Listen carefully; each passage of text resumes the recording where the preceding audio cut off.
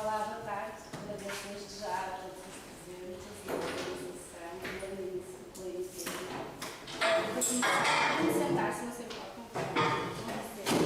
vou tentar falar de uma forma tranquila para perceber. Muito bem.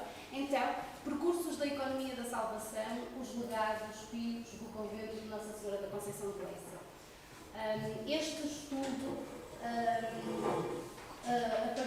surgiu num contexto, no âmbito do estudo do mestrado em História do Património sobre o mesmo convento, sobre o convento de Nossa Senhora da Conceição, o espaço da administração do património entre 1673 e 1834, data da exclaustração. Quando realizei o mestrado, percebi a importância dos legados pios, das doações pias instituídas no convento da Conceição e por isso decidi trazer este tema hoje para o seminário. Muito bem. Relativamente ao esquema de apresentação, vocês têm na folha que vos foi seguida. Vou começar por falar pelo Convento de Nossa Senhora da Conceição, refundação e organização da comunidade franciscana, como uma contextualização do próprio convento, para se perceber que convento é este, a que ordem é que este convento pertence, de que ramo é o mesmo convento e como é que ele surge em Leça de uma forma muito sucinta. E depois sim, passarei para o movimento das instituições pias no convento da Conceição de Leça e a procura da salvação da alma. Neste contexto, tentei subdividir este mesmo artigo em natureza dos legados instituídos, instituidores e administradores, práticas cerimoniais associadas às populações pias, instituições pias ou legados pios, e a prática e o peso material dessas mesmas instituições. Serviu das fontes do fundo do Convento da Conceição de Leça / Matosinhos, porque é assim que aparece no Arquivo Distrital do Porto, e também do Instituto de Arquivos Nacionais de Porto Tombo, não só do fundo do Convento de Leça, mas também do fundo da própria Ordem de Fratos Menores da província de Portugal. Algumas fontes manuscritas, como as histórias seráficas e bibliografia de contextualização do próprio tema. Começamos por falar então na Ordem de Frades Menores. Fundador São Francisco de Assis, em 1209, institucionalização da Ordem com a regra bolada em 1223 e depois, posteriormente, com os estatutos gerais, provinciais e mesmo conventuais. E o movimento da observância franciscana em 1392. Porquê o movimento da observância franciscana em 1392? Porque é neste movimento que se insere a fundação do Convento de Nossa Senhora da Conceição de Leça. Primeiramente, com uma fundação de um ermitério em São Clemente das Penhas, que eu consegui arranjar uma imagem já posterior, de 1913. Esta imagem foi tirada quando acho eu, do naufrágio do Veronese em Leça. A fundação do ermitério de São Clemente das Penhas. Como é que este ermitério surgiu e porquê? Muito bem, como dizia anteriormente, está relacionado com o movimento da observância, que não é um movimento único dos frades franciscanos, também de outras ordens religiosas, nomeadamente a observância beneditina, agostina e cisterciense, que já tinham ocorrido anteriormente. Este movimento surge devido ao contexto internacional que nos encontrávamos de cisma do Ocidente e também ao próprio contexto nacional em que existe uma contenda entre Castela e Portugal. Como é que os franciscanos se insurgem neste movimento? Porque, de facto, os franciscanos, quando começam em Itália, proliferam-se muito rapidamente pela Europa. E os conventos que são fundados primeiramente em Portugal, em 1217, nomeadamente em Lisboa, Alenquer Bisbado de Porto, em 1223, são conventos que têm como obediência a província de Santiago de Compostela, a província religiosa instituída em Santiago de Compostela. No fundo, nós não tínhamos uma ordem de frades menores em Portugal automatizada, completamente independente. Estaria dependente dessa mesma província de Santiago de Compostela. Devido a essa ligação a Santiago de Compostela, os frades menores acabam por entrar pelo norte de Portugal, corroborando assim o sentido norte-sul da expansão dos frades menores no nosso país, e também, ao expandir-se de norte para sul, explora a cisão entre Portugal e Castela nas audiências de Roma e Avinhão, respectivamente, a partir de 1378, como tinha referido relativamente à questão do cisma. Nascem então, quando entram em Portugal, os franciscanos da observância, nascem então 5 ermitérios, não só São Clemente das Palhas, mas também Santa Maria de Mosteiró, em Valença, Santa Maria de Inso, em Caminha, São Francisco do Monte, em Viana do Castelo, São Pai da Cerveira, em Vila Nova da Cerveira e, claro, São Clemente das Palhas. Quando surgem estes primeiros ermitérios, o que é que vai acontecer à maior parte dos frades franciscanos que nós temos no nosso reino? Vão-se dividir em frades observantes e frades claustrais ou conventuais. Esta divisão faz com que se perceba que entre os observantes seriam os frades que privilegiavam a vida prevista e regulamentada por São Francisco, fixando-se em lugares ermos, vivendo de acordo com a estreita fidelidade e o espírito do fundador, enquanto que os claustrais ou conventuais passariam a ser aqueles que se fixaram nos centros urbanos, que começaram a sentir algumas dispensas à própria regra e foram acusados, inclusive, de relaxamento de costumes dos preceitos da vida franciscana. Porquê? Porque também foram dotados quer de privilégios papais, quer de privilégios régios.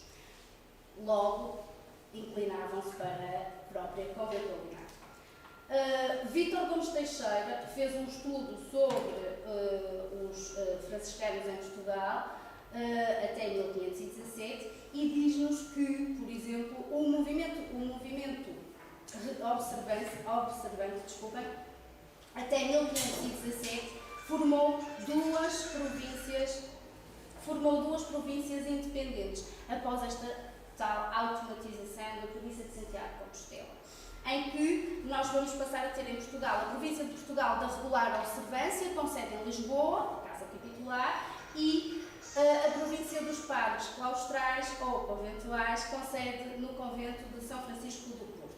Esta distinção, contudo, não foi duradoura, porque em 1568 é extinta ou é suprimida a província dos padres claustrais ou conventuais, sendo integrados na província da regular observância, e passaram a chamar-se todos franciscanos. Esta é uma ideia principal que eu achei que deveria falar, no sentido em que se deve perceber de que forma é que de facto surge este mesmo convento da Conceição.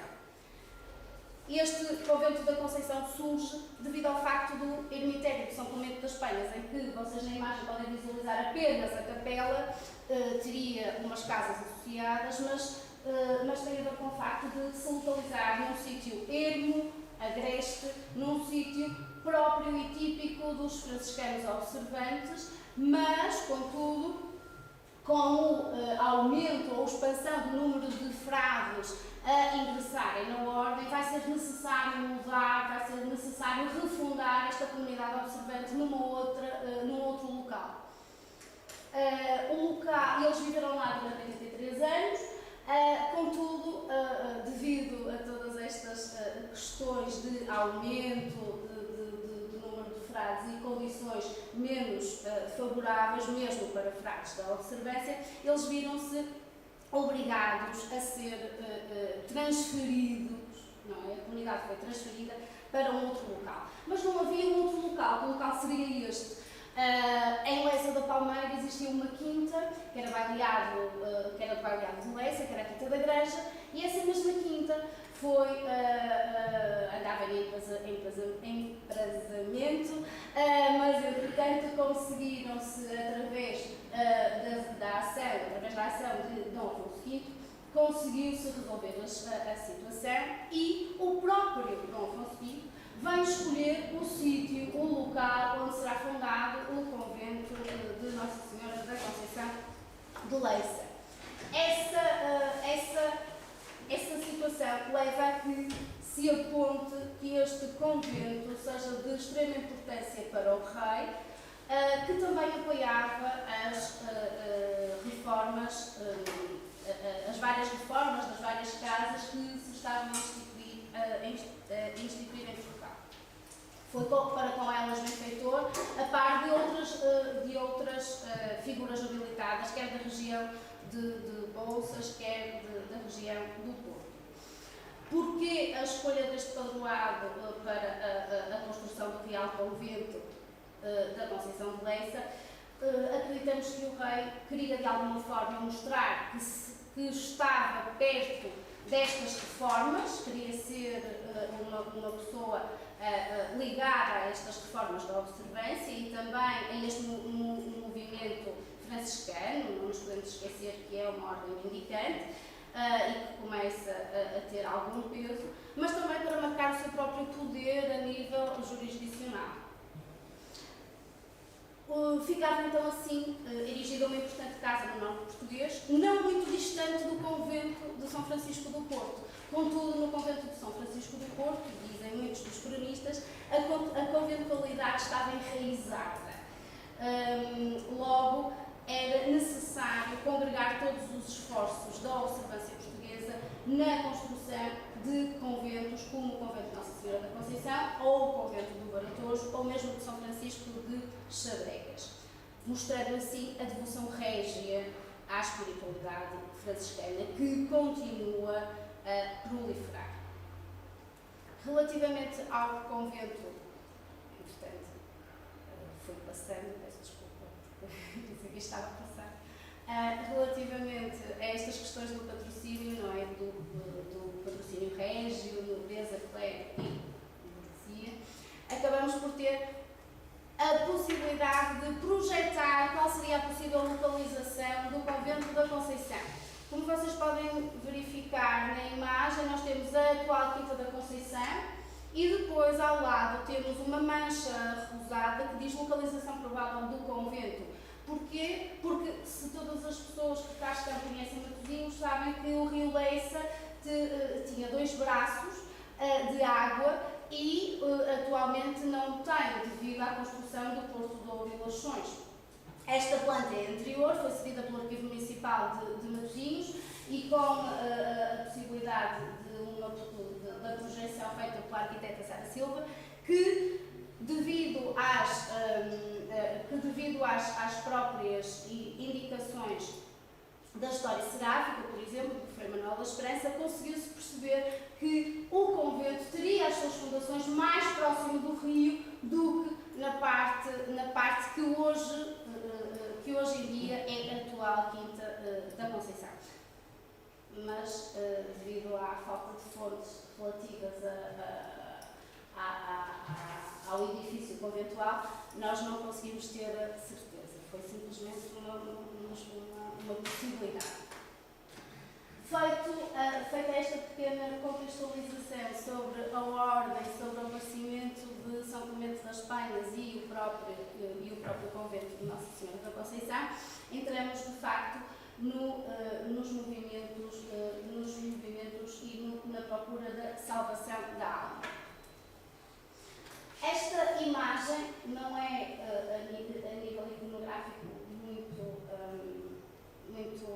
significativa, mas eu também não sei analisar muito bem as questões iconográficas. Aquilo que podemos dizer é que podemos visualizar São Francisco e as almas e o cordão de São Francisco a tentar salvar as almas. salvação da alma. Porque é que é importante a salvação da alma? Em que contexto é que nós podemos falar de salvação da alma?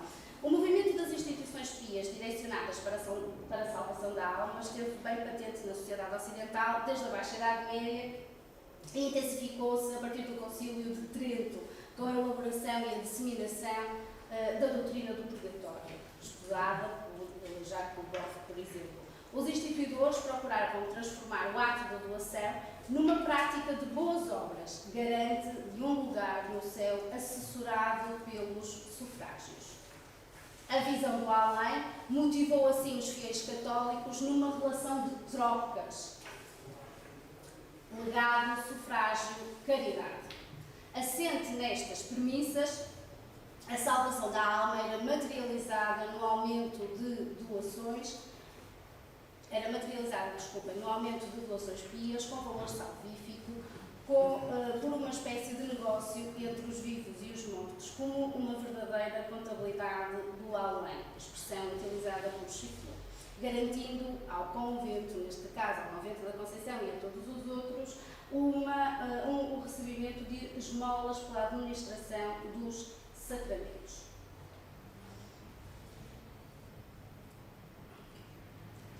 A escolha do convento da Conceição, o porquê de escolherem o convento da Conceição para a salvação da alma e para a instituição de legados pios. No fundo, o convento é um convento franciscano em que não nos podemos esquecer da espiritualidade da própria ordem, da questão da pobreza, dos votos na pobreza, da questão do despojamento dos bens materiais. Seria esse um dos motivos que levava muitos dos fiéis católicos a instituírem legados nos conventos franciscanos, nomeadamente neste convento também, o que fazia com que nós, com que nós possamos dizer que esta espiritualidade seria uma das escolhas dos mesmos instituidores. Também o facto destas ordens mendicantes, nomeadamente os franciscanos, estarem centradas nos centros urbanos e periurbanos. Por exemplo, nós temos no centro urbano o Convento de São Francisco do Porto e o Convento de Nossa Senhora da Conceição é um convento periurbano de proximidade com a população. Logo, poderia ser uma das questões pelas quais escolhiam os fiéis católicos escolhiam para a própria salvação e para a própria instituição de legados. Bem, relativamente a este ideário de espiritualidade franciscana, São Francisco seria um intercessor, um forte intercessor, um forte advogado de defesa. O próprio ideário de pobreza e despojamento dos bens, no sentido de encontrar Deus, seria esse o principal, e o campo de intervenção próximo das populações. Também seriam de escolher os conventos das ordens mendicantes para a instituição dos legados pios, no sentido em que existia um forte apoio régio, quer na reforma interna dos franciscanos, e no caso em concreto, claro, no convento da Conceição. Natureza dos legados pios instituídos neste movimento, nesta movimentação de percursos de alma, de salvação de alma, qual a natureza dos legados que foram instituídos no convento da Conceição de Leça. Este gráfico mostra as tipologias de instituições pias no convento da Conceição de Leça.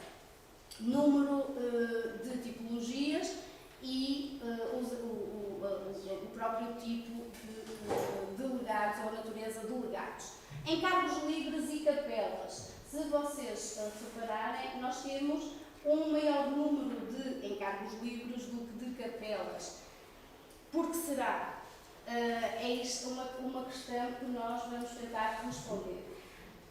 No arquivo, este gráfico foi feito de acordo com o livro de registros de legados e capelas para finais do século XVII, onde essencialmente são categorizados estes dois tipos de instituição pia. Os encargos encargos livres seriam obrigações que não estavam ligadas diretamente à salvação da alma com fundação de missas.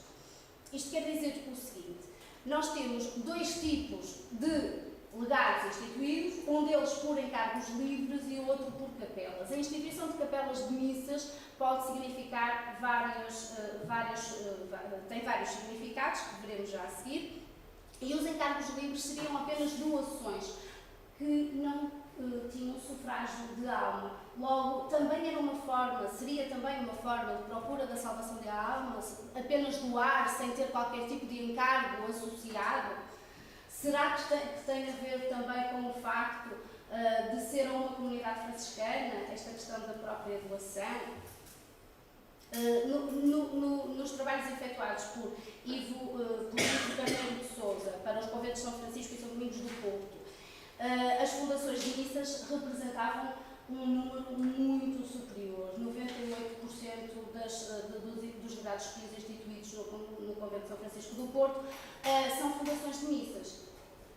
Talvez porque era um convento de raiz mais conventualizante, desculpando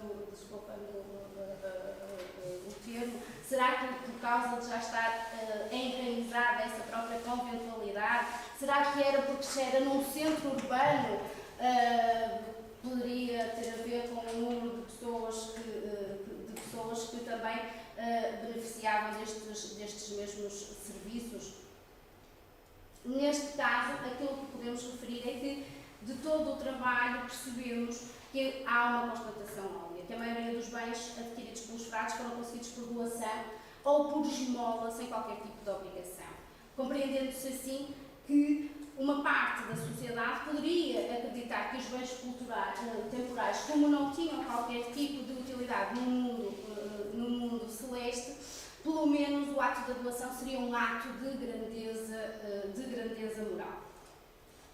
Dessa forma, tentamos explicar o facto de existirem, de termos encontrado muitos encargos livres em vez de capelas de missas, como supostamente deveriam, como noutros autores foram encontradas.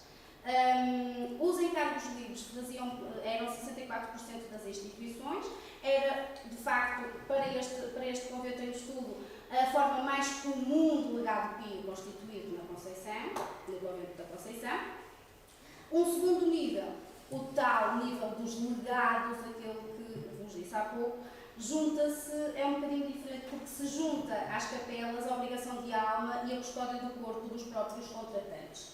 Os contratantes compram a capela e incluem um conjunto de normas e de formas para estabelecer essa mesma capela. Enquanto que o segundo deveria ter como obrigação a celebração de um determinado número de cerimónias litúrgicas, obrigações com caráter perpétuo, e o cumprimento era assegurado pela posse de rendimentos.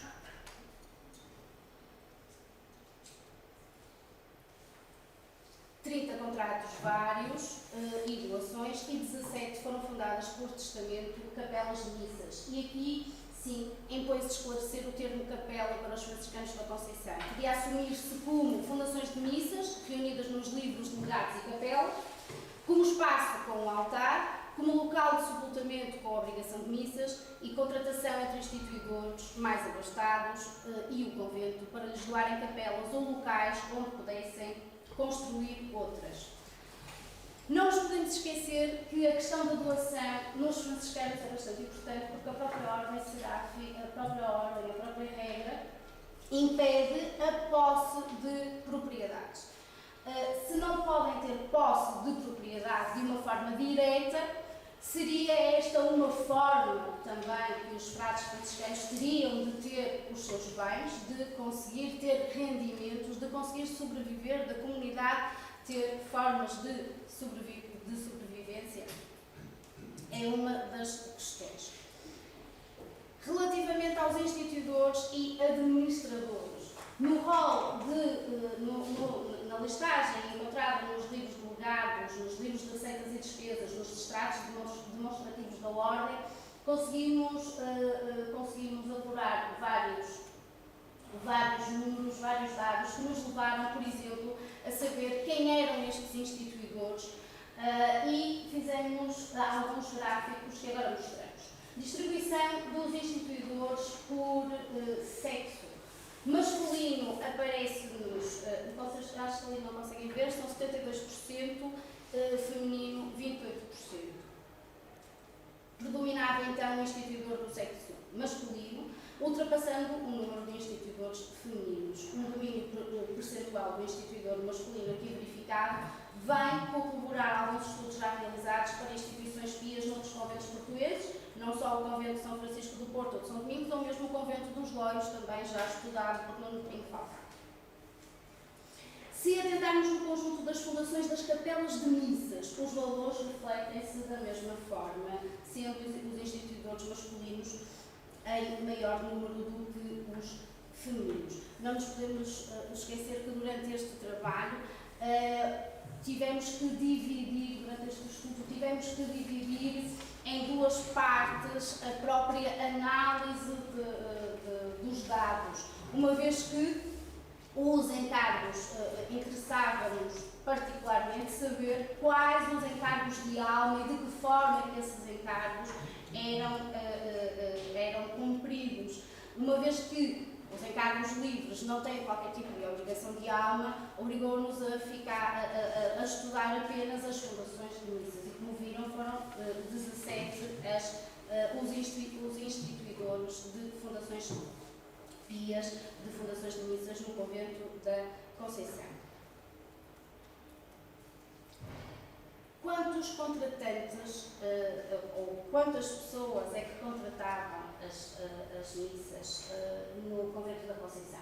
Aquilo que podemos verificar é que a maioria dos contratantes dos legados pios no convento da Conceição era contratante individual, ou seja, era uma só pessoa que contratava.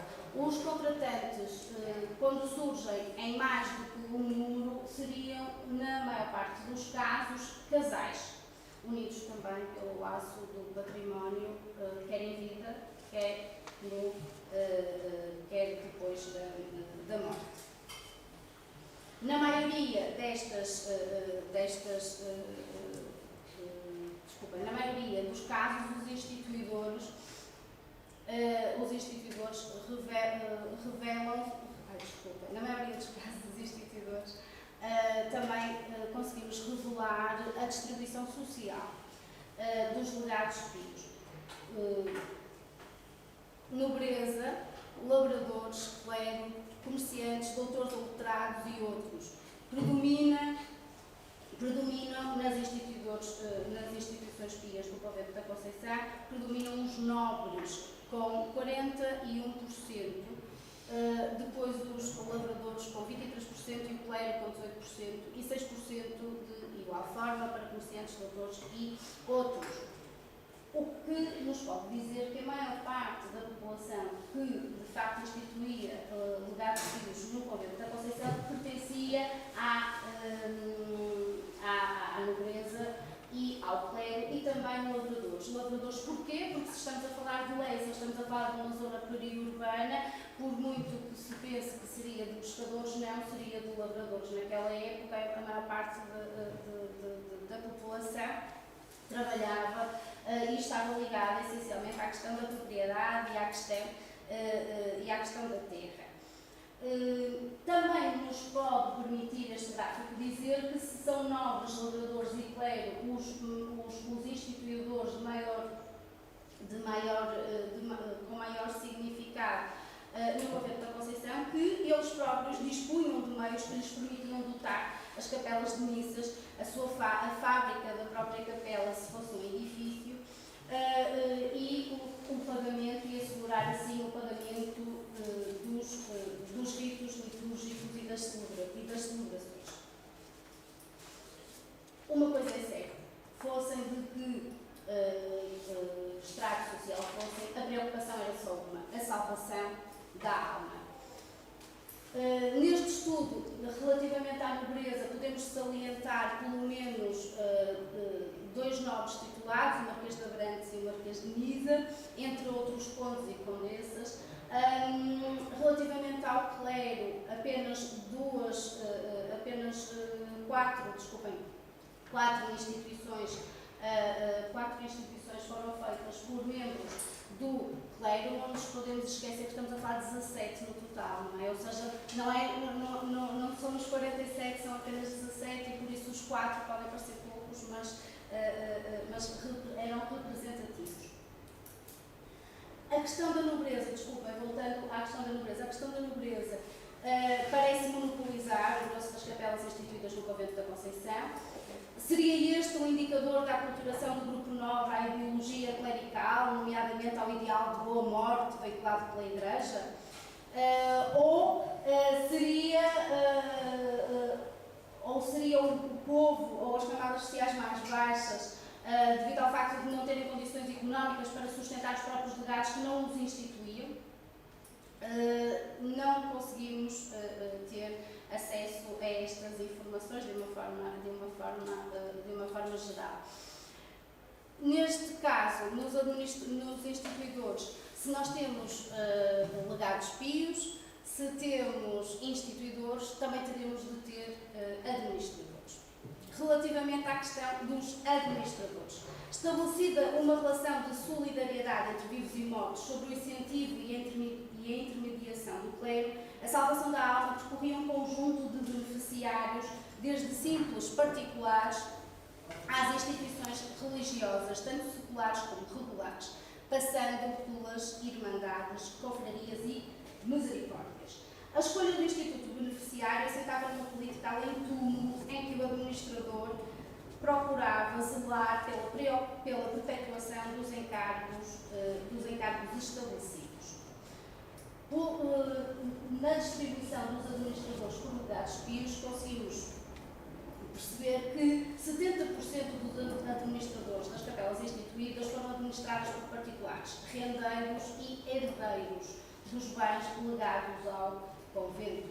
Pessoas próximas do defunto, a quem cabia na terra assegurar o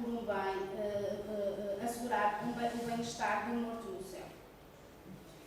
E ao mesmo tempo ficariam a assegurar a posse dessas mesmas propriedades em terra. Dois objetivos aparentemente contraditórios: o bem da alma em termos de compromisso religioso e o assegurar de um destino idóneo aos bens do testador. Como foi dito, a maioria dos legados pios da Conceição de Leça contemplava os herdeiros e os rendeiros. Contudo, também surgem as irmandades como administradoras, neste caso duas, as confrarias e a misericórdia. Aqui, as confrarias são a Confraria das Almas, ligada de facto a esta devoção do purgatório e a uma devoção pós-tridentina, e também a Confraria do Bom Jesus de Matosinhos ou Bom Jesus de Bolsas, que também estava ligada como administradora de um legado de valor superior a 17 mil reis anualmente, com 12 cruzados novos, que eram atribuídos, por exemplo, aos religiosos, a 12 religiosos que iam assistir todos os anos a um ofício celebrado no Bom Jesus de Matosinhos, religiosos da Conceição, que iam assistir a um ofício celebrado no Bom Jesus de Matosinhos como encargo desta mesma instituição, dessa mesma instituidora. No caso era uma senhora.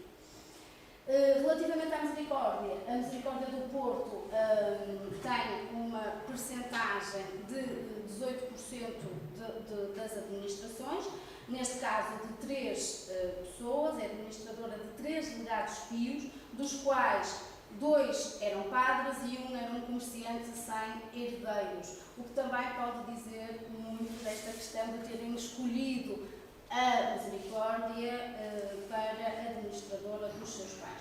No total dos bens administrados em 1780 pela Misericórdia do Porto, corria o valor de 38.000 réis anualmente que teria que pagar ao convento da Conceição. Relativamente à questão das confrarias, como foi dito, a questão da confraria das almas e de todas as outras confrarias que serviam de acompanhamento, disponibilização de serviços e assistência espiritual às populações. Também algo que na época moderna passa a ser de bastante importância, o aparecimento de confrarias que apoiem e que fortaleçam a vivência do catolicismo.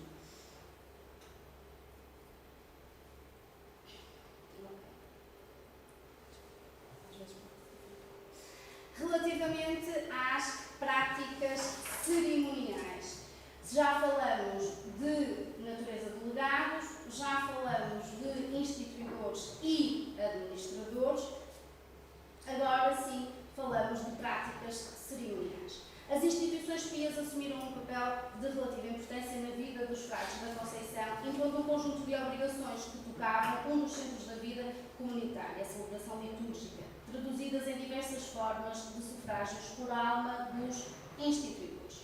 Uma das formas contemplava a celebração de missa. As fundações de missa apresentavam um caráter específico, devido não só ao seu aspecto cíclico, por serem oficiadas em dias rigidamente determinados pelo instituidor, seguindo um critério de cumprimento pessoal e devocional. Os dias, tipologia, rezadas e cantadas, quantidade, por vezes uma variável complexa, podia fundar-se apenas uma missa, como várias missas, como poderemos ver a seguir, e a própria frequência, no caso, ad eterna, uma unanimidade de durabilidade. É por certo lógica, visto que estas fundações, se fossem fundações de duração limitada, teriam sido esquecidas facilmente.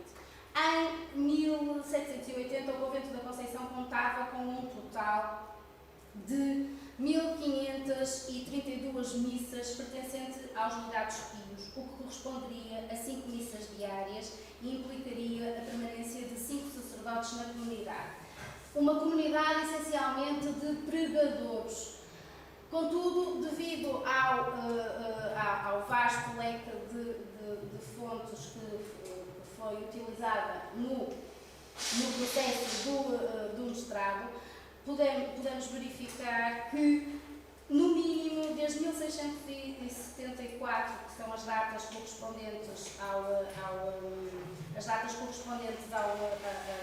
ao trabalho do mestrado, desde 1674 até 1884, o convento da Conceição teria sempre entre 6 a 7 sacerdotes no total da comunidade.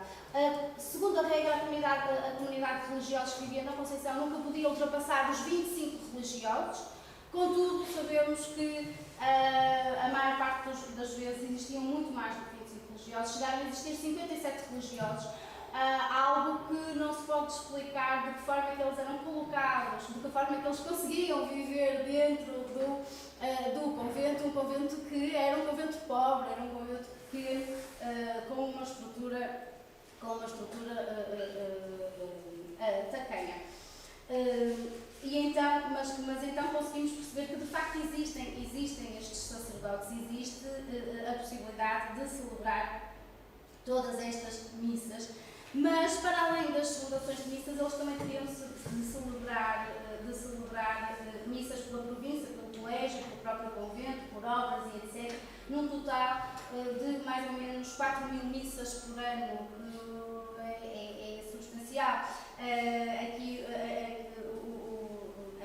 Sei que no convento dos Loios do Porto também ultrapassava 4.700, salvo eu, mas também é uma comunidade diferente, não seria uma comunidade mendicante. Relativamente às práticas cerimoniais encontradas nos legados pios da Conceição de Leite, também encontramos outros ritos que são denominados como responsos e outras comemorações nas horas canónicas maiores e menores do Laudes, Prima e Terceiro.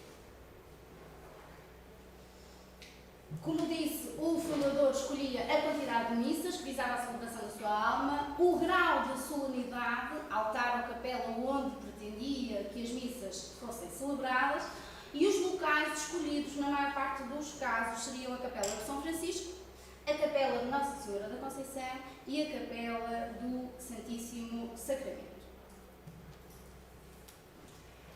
Nas 17 fundações, o repertório das intenções é a seguinte: por minha alma, pela alma da mulher, por minha alma e de minha esposa, pela alma do meu irmão, pela alma dos meus pais e por tensão da casa.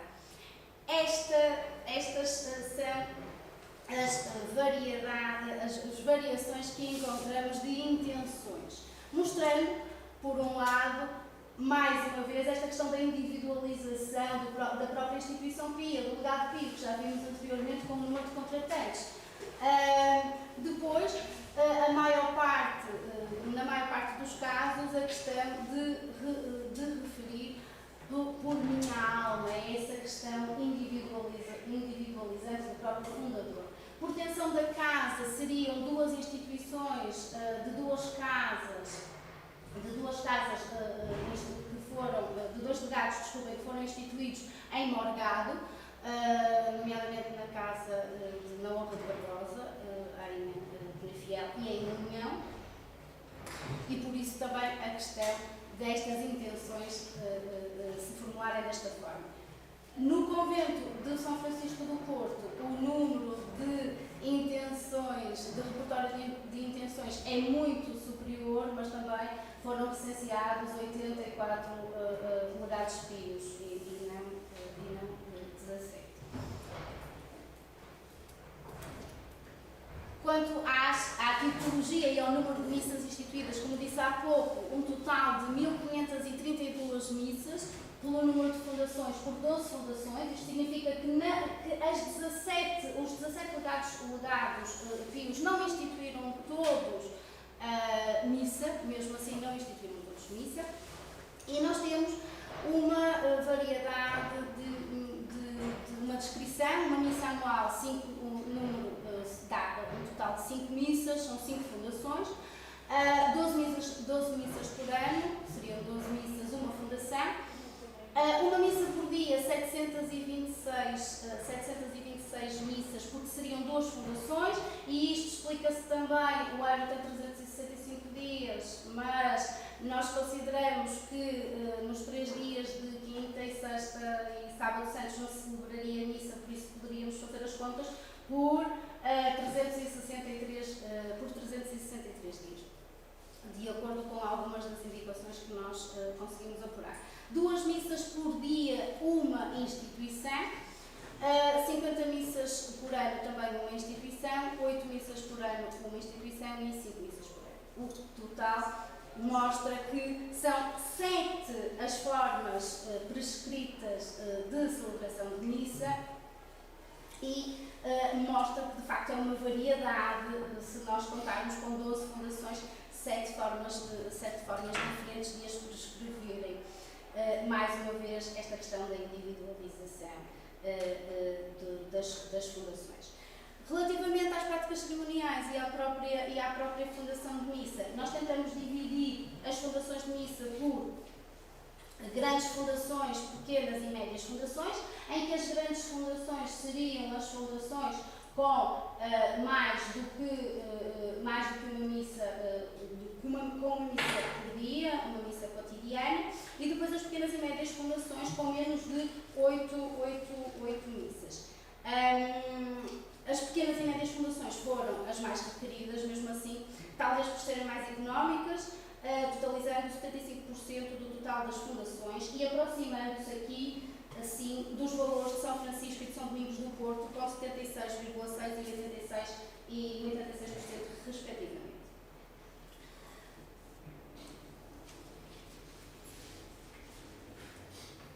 Relativamente à questão das práticas cerimoniais, que nós também recenseamos durante este trabalho, conseguimos perceber que as práticas e os ritos encomendados legados em 8 das 17 fundações foram o responso diário, a comemoração diária ou o responso anual.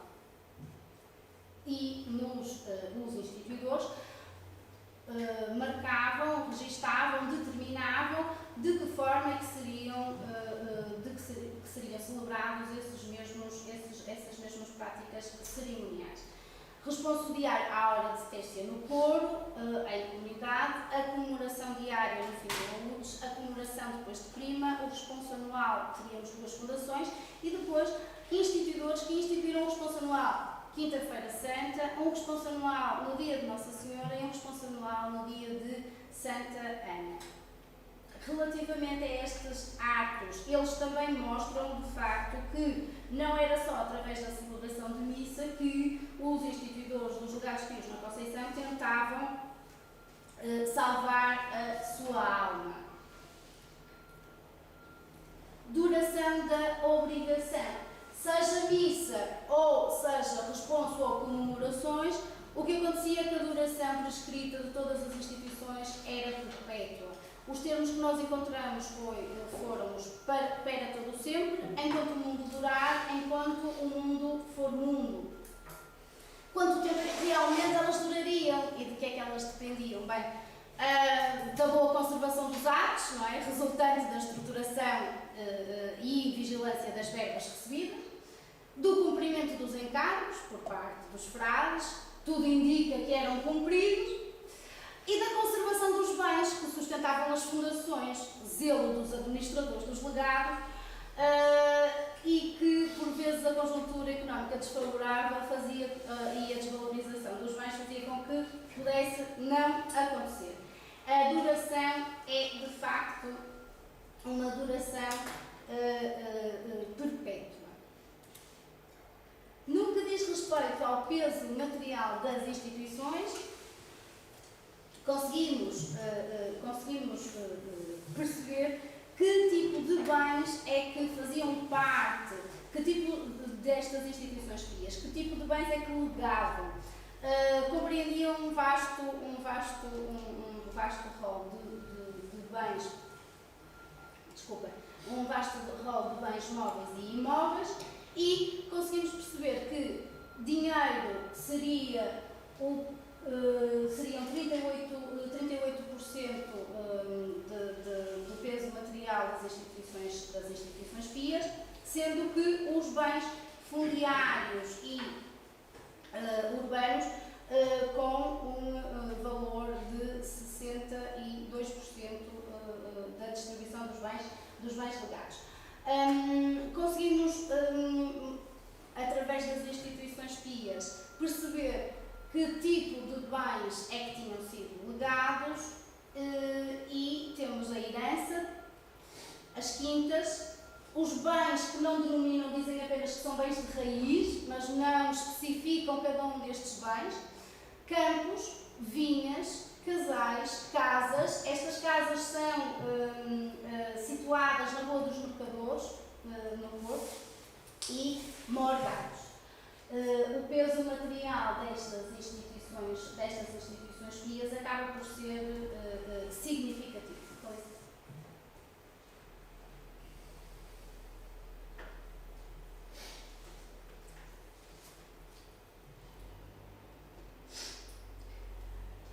A questão que se coloca, será que o Convento da Conceição, será que a comunidade se vai tornar verdadeiros senhorios destes bens?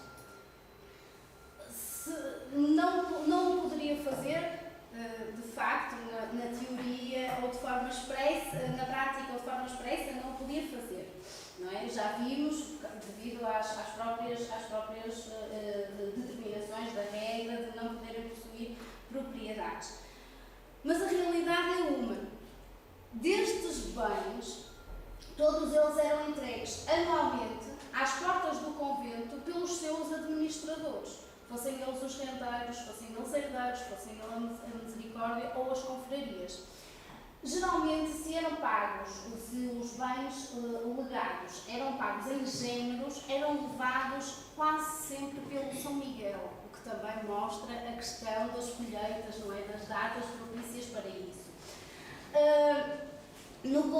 Neste convento franciscano, e não só neste convento franciscano, mas também eram encontradas rendas então em géneros e em dinheiro provenientes dos bens que foram hipotecados para o cumprimento do legado, seguindo estas duas linhas, ou dinheiro ou bens em géneros.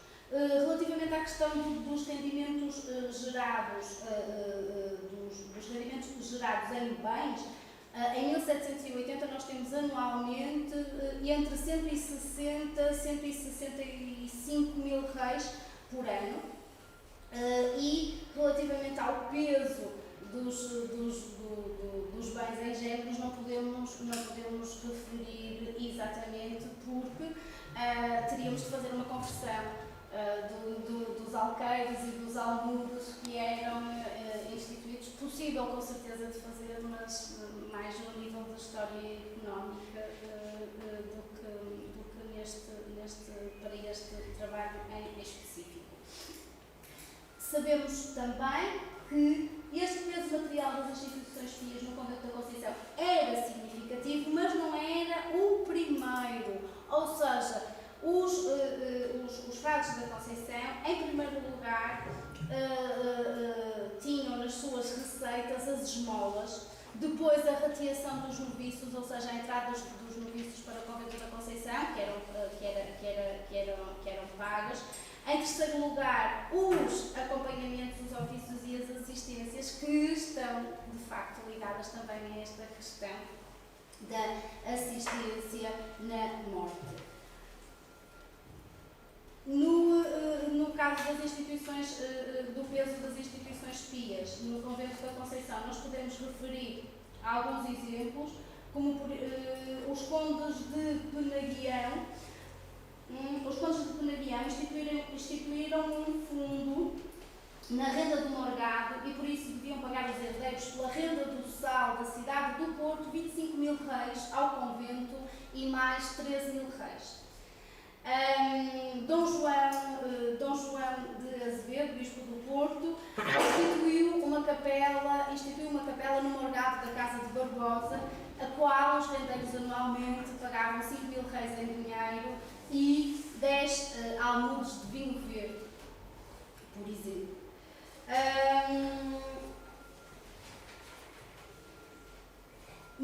E uma situação relativamente à questão do dinheiro, que é particular, porque só surgiu, além de só ter surgido uma vez, é particular em estudos que já se fizeram também para conventos franciscanos, ainda não encontrei, é relativa à questão de, por exemplo, de uma capela ter sido constituída no fundo de 100 mil reis a juros, pagando 5 mil reis anualmente ao convento, quem trazia esse dinheiro a juro. E depois teria que se sufragar 3 responsos, não é?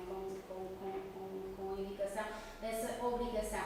O dinheiro a juro, não é? O dinheiro a juro geralmente nós sabemos que não era o convento não é o convento que vai ter o dinheiro consigo, não é? Não se vai apropriar, não vai ter essa posse de dinheiro. Vai existir alguém, um administrador que anda com esse dinheiro e acaba por pagar anualmente ao próprio convento.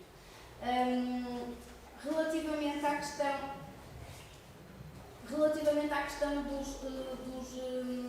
da movimentação económica destes legados instituídos, é de facto importante, tem um peso significativo.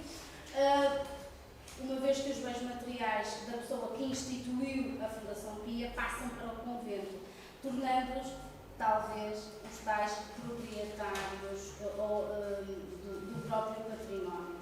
Também é importante este peso material das instituições pias, no sentido em que passa a fazer parte do cotidiano, do espaço do cotidiano dos próprios religiosos. Por conseguinte, os bens patrimoniais da pessoa que institui a Fundação Pia passam para o convento, fazendo parte do seu património, do seu cotidiano, do seu espaço económico, social e religioso. Económico no sentido de que o convento recebia uma renda em dinheiro ou em géneros, suportava as suas despesas. Social, porque se estabelecia entre o convento, os instituidores e os administradores relações de sociabilidade dependentes. Religioso, uma vez que a grande finalidade, ou uma das finalidades das instituições pias, seria a salvação e a salvação da alma.